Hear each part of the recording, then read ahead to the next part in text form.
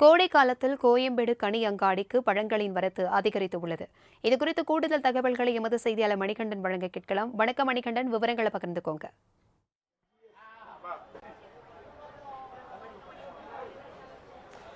வணக்கம். சென்னை உட்பட தமிழகத்தின் பல்வேறு பகுதிகளில் கோடை காலம் தொடங்கியிருப்பதையொட்டி வெயில் வாட்டி வதைத்து வருகிறது. அதிகப்படியாக 20க்கும் மேற்பட்ட மாவட்டங்களில் 100 டிகிரி செல்சியஸை தாண்டி வெயில் என்பது அதிகரித்து வருகிறது. இந்த நிலையில் வெப்பம் தணிக்கும் பழங்களையும் அதே போல கோடை காலம் என்றாலே மக்களுக்கு ஞாபகம் வரும் மாம்பழ பழங்களையும் வாங்குவதற்காக தொடர்ந்து கோயம்பேடு அங்காடிக்கு பொதுமக்கள் வந்து கொண்டிருக்கின்றனர்.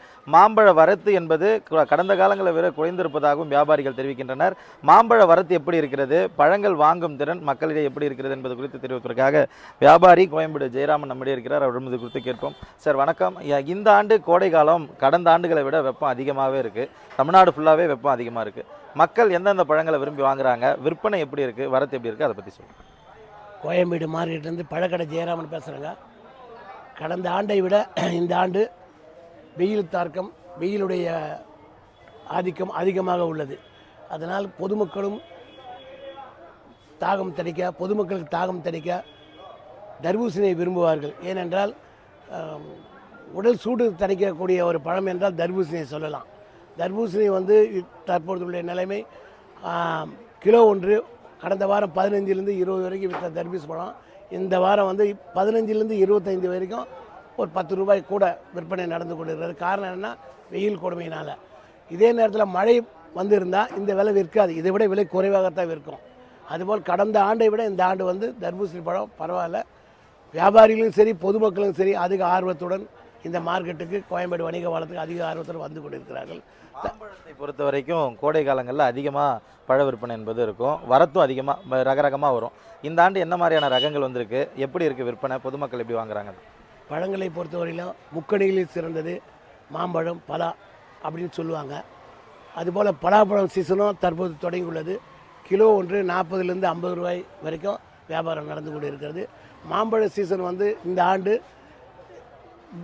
ரேட்டாக தான், அதாவது ரொம்ப நாள் கழிச்சா தொடங்குது. காரணம் என்னென்னா மழை வரல. மழை வந்திருந்தால் பிப்ரவரி மாதம் மார்ச் மாதம் தொடங்கக்கூடிய இந்த மாம்பழ சீசன் இப்பொழுது தான் வரத்து வந்து கொண்டு இருக்கிறது.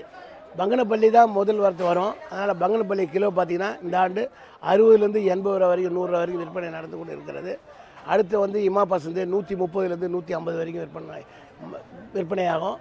மாம்பழ சீசனில் ரொம்ப அதிகமாக விலை விற்பக்கூடிய ஒரு மாம்பழம் எதுனா இமா பசந்து ஒன்று தான். அதுதான் பொதுமக்களுக்கு ரொம்ப அதிகமாக வாங்கி விரும்பி சாப்பிடக்கூடிய ஒரு பழம். தர்பூசணி பங்கனப்பள்ளி என்பது ஒரு நடுத்தர மக்களை அனைத்து பேரும் விரும்புவாங்க. ஆனால் இருந்தாலும் அந்த இமா பசந்து தான் ரொம்ப பேர் விரும்புவாங்க. அதனால தான் விலை கூட விற்பனை நடந்து கொண்டிருக்குது. இந்த பங்கனப்பள்ளி என்பது எல்லோரும் ஆந்திராவிலேருந்து வரும். இந்த பக்கம் சுற்றம் ஒரு 100, 150, 200 கிலோமீட்டர்லேருந்து சுற்றுலாத்துலேருந்து பங்கனப்பள்ளி வரத்து வந்து கொண்டு இருக்கிறது. அதனால் கிலோ ஒன்று 80லேருந்து 100 ரூபா வரைக்கும் விற்பனை தற்பொழுது நடந்து கொண்டிருக்கிறது. கடந்த வாரம் 150, 200 விற்ற மாம்பழம் இந்த ஆண்டு இந்த வாரம் விலை குறைந்துள்ளது. இப்பொழுது வர இனிமேல் மாம்பழம் அதிகமாக வரத்து அதிகமாக வர வாய்ப்பில் வந்து கொண்டிருக்கும். அப்பொழுது இன்னும் விலை குறைய வாய்ப்பு உள்ளது. தொடர்ந்து கோயம்பேடு அங்காடியை பொறுத்தவரையில் ஒரு புறம் மாம்பழம் மற்றும் பலாப்பழத்துக்கான சீசன் தொடங்கியிருப்பதால் பொதுமக்கள் அந்த பழங்களை நோக்கி வருகின்றனர். அதே சமயத்தில் கோடை காலத்தில் வெப்பம் தணிக்கும் பழங்களாக இருக்கக்கூடிய தர்பூசணி உள்ளிட்ட பழங்களை வாங்குவதற்கும் பொதுமக்கள் அதிக அளவில் வந்திருப்பதாக தெரிவிக்கிறார். மேலும் கோடை காலத்தில் விற்கப்படக்கூடிய பலாப்பழங்கள் மற்றும் மாம்பழங்கள் வரத்து மழையின் தாக்கம் குறைந்திருப்பதன் காரணமாக குறைந்த அளவில் தற்போது தொடங்கியிருப்பதாகவும் இனி வரும் காலங்களில் அதிக அளவில் மாம்பழங்கள் வரத்து வரும்போது விலை குறைவதற்கான வாய்ப்பு இருப்பதாகவும் தெரிவித்திருக்கிறார். தகவல்களுக்கு நன்றி மணிகண்டன்.